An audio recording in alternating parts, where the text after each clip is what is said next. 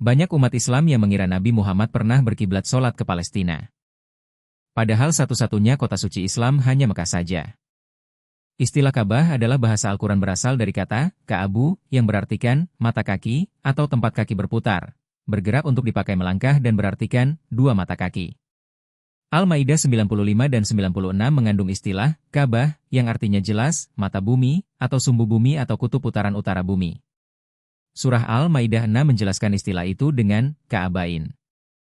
Karena Allah selalu dalam keadaan goib maka penyembahan padanya harus ditujukan kepada suatu tempat penting di planet ini. Maka tempat itu hanyalah kutub putaran bumi. Ka'bah adalah kutub utara-putaran bumi dulu, maka Nabi Muhammad selama belasan tahun menghadapkan sholatnya pada kutub utara-putaran bumi yang bila dipandang dari Mekah atau Madinah, maka Palestina bagaikan ada di antaranya. Ketika masa Nabi Nuh, masyarakatnya telah meninggalkan sholat, maka Allah memusnahkan mereka untuk diganti dengan generasi yang lebih baik.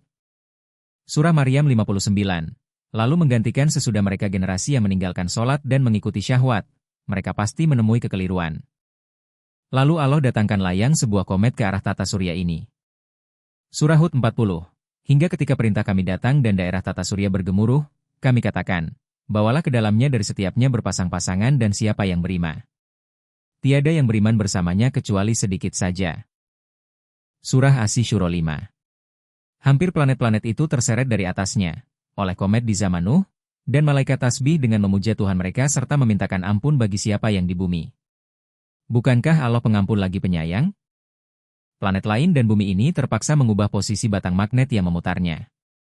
Ketika itu berlakulah perpindahan kutub utara dari Makkah ke Arktik ini dan kutub selatan dari Tuamotu ke Antarktik. Perpindahan demikian dilambangkan dengan ibadah syai yang dilaksanakan 7 kali. Nabi mengetahui semua itu lalu mengharapkan agar Allah dengan ketentuannya dapat kembali mengarahkan ke tempat sebagaimana dilakukan orang di zaman Nabi Ibrahim. Al-Baqarah 144. Sungguh kami melihat bolak-balik wajahmu pada angkasa. Lalu kami palingkan engkau pada kiblat yang engkau ridhoi. Maka palingkanlah wajahmu ke arah Masjidil Haram. Dimanapun kamu berada, palingkanlah wajahmu ke arahnya.